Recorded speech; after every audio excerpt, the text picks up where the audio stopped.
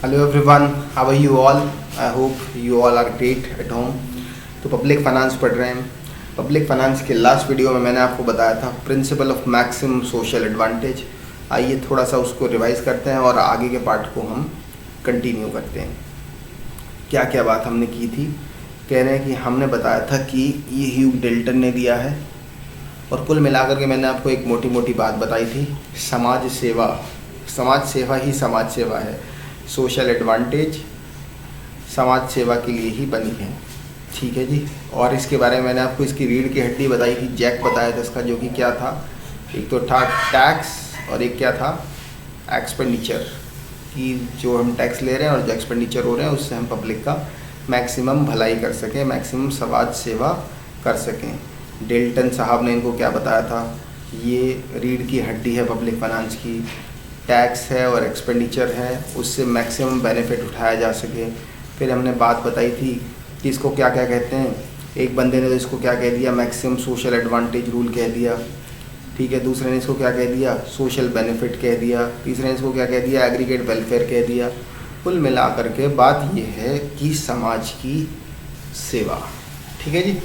चलिए आगे बढ़ते हैं, इससे आगे का पार्ट। ये तो हुई पिछले रिवीजन की बात।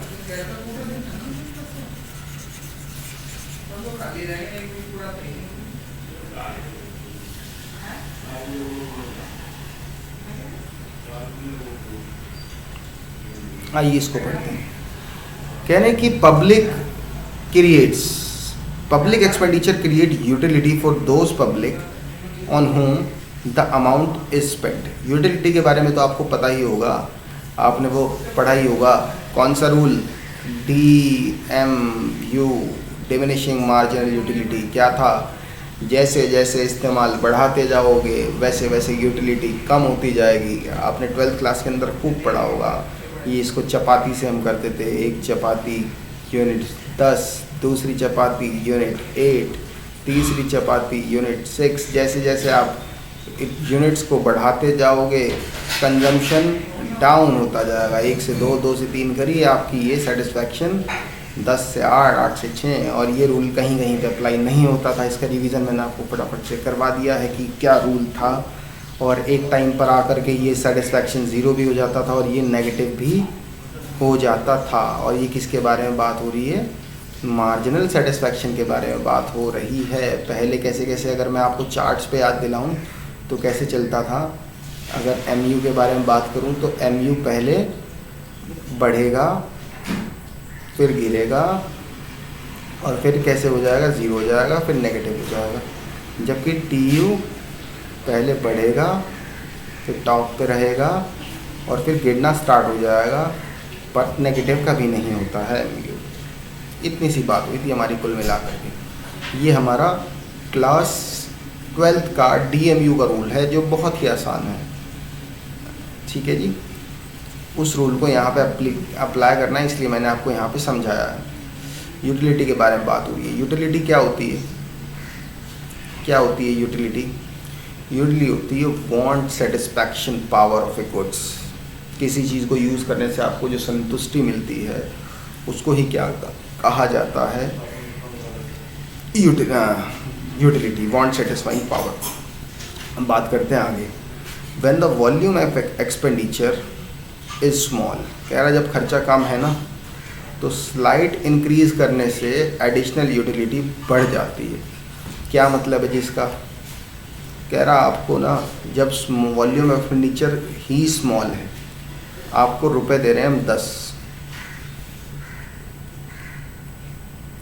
ऐसे ज़माने में अगर कहें बेटा आपको रोज़ 10 रुपये मिला करेंगे, जब आपको पता है कि देवेंद्र ने पैटीज़ भी 15 रुपये की कर दी कैंटीन में, तो आपको कहें कि बेटे 10 रुपये मिला करेंगे आपको रोज़, आपको पता है कैंटीन वाला ही बाहर जो स्टैंड भी ले लेता है 10 रुपये। तो अगर आपको 10 के वो 15 रुपये देने लग जाए रोज़ के, आपका थोड़ा सा ही उन्होंने बढ़ाया, ज़्यादा तो बढ़ाया नहीं है 10 से 15 रुपये मिलने, लेकिन आपका सेटिस्फैक्शन पावर बहुत बढ़ जाएगी।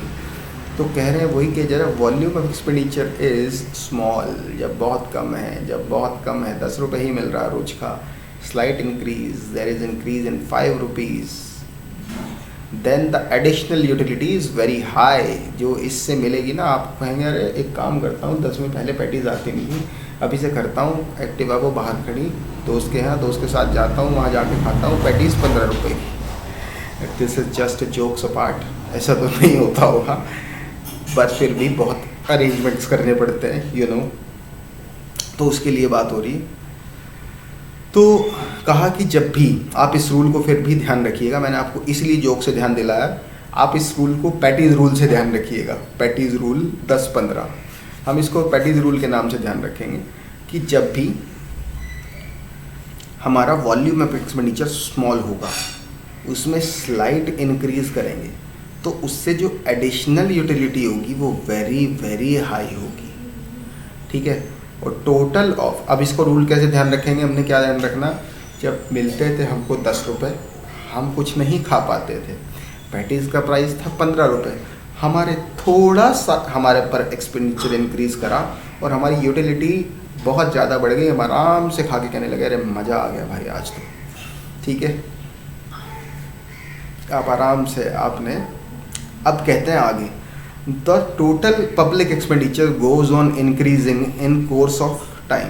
कह रहा जो टोटल एक्सपेंडिचर है, टोटल पब्लिक एक्सपेंडिचर जब वो बढ़ता है टाइम के साथ साथ, the law of diminishing marginality operate.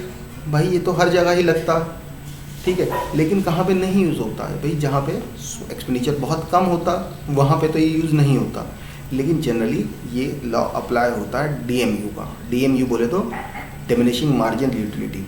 कह रहे हैं people derive less satisfaction from additional unit of public expenditure. कह रहा जो लोग खर्चा करते हैं एडिशनल, उससे सेटिस्फैक्शन लेस मिलता है। जो पीपल डिराइव्स लेस सेटिस्फैक्शन, जो गवर्नमेंट स्पेंडिंग्स करती है, जितनी ज़्यादा स्पेंडिंग बढ़ाती जाएगी उसको सेटिस्फैक्शन कम होता जाएगा। जैसे पता ही था कि लैपटॉप मिल रहा है, अगर लैपटॉप हल्का सा वो उसमें प्रोसेसर इंक्रीज़ कर दे तो आपका सेटिस्फैक्शन लेवल थोड़ा सा ही बढ़ेगा, कोई ज़्यादा बढ़ेगा वाला नहीं, क्योंकि पता तो पहले ही मिलती थी, अब भी मिलती है। लाइक स्कॉलरशिप मिलनी बंद हो गई है, अगर स्कॉलरशिप का बढ़ा दें तो आप एकदम से कहेंगे कि हाँ भाई ये तो बहुत बढ़िया काम कर दिया, स्कॉलरशिप बढ़ा दी इन्होंने तो ऐसे होता है जी सीन, ठीक है। चलिए आगे चलते हैं। That is, after a stage, every increase in public expenditure create less benefit for the people. Taxation on the another hand impose burden on the people. देखो जी, आप पे खर्चा बढ़ाएंगे तो उससे क्या होगा, बर्डन, आपको सेटिस्फैक्शन तो मिलेगा कम, और जब आप पे टैक्स बढ़ाएंगे तो बर्डन होता रहेगा ज़्यादा, ठीक है जी। So when the volume of tax become high, जब आप टैक्स को हाई कर दें, every increase in taxation increase the burden on it more and more. कह रहा जब आप टैक्स बढ़ाओगे तो बर्डन तो होता जाएगा हायर, और उससे उस पर अगर आप प्रॉपरली खर्चा नहीं कर रहे हो तो उसका सेटिस्फैक्शन होता जाएगा कम। People undergo greater satisfaction for every additional unit of taxation. The best policy of the government is to balance. अब ध्यान रखना, ये आ गई जड़ की बात। एक चैप्टर के अंदर जड़ की बातें कुछ ही होती हैं। To balance the sides of fiscal operation by comparing the burden of tax and the benefit of public expenditure. Note कर लो भाई इसको हाथों हाथ। गवर्नमेंट का काम क्या है, बैलेंस करना किसको, बोथ को, the fiscal operations and comparing the tax burden and the benefit of public expenditure. The state should balance, कह रहा बैलेंस करना पड़ता है किस चीज़ को, social burden of taxation and social benefit of public expenditure. लीजिए इसको कलर दूसरा करता हूँ इसका, लीजिए इसका कलर हम कर देते हैं रेड, ताकि आपको एकदम क्लीन कट समझ में आए। कह रहा balance the both side fiscal operation से, कैसे, comparing the tax burden, benefit of public expenditure. State को क्या करना पड़ता है, बैलेंस किसकी चीज़ को, burden of taxation and social benefit of public expenditure.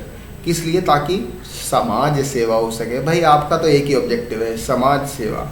ये सब्जेक्ट हम समाज सेवा के लिए करेंगे, ये मान के पढ़ेंगे कि अरे मैं तो सरकार हूँ, इसलिए मुझे इससे मैक्सिमम बेनिफिट देना है। Thank you everyone. इसका स्क्रीनशॉट ले लीजिए। कोई प्रॉब्लम हो तो आप मुझसे डिस्कस कर सकते हैं, मुझसे पूछ सकते हैं। कोई भी बात आपको क्वेरी की अगर रिक्वायरमेंट है तो स्क्रीनशॉट ले लीजिए एक बार।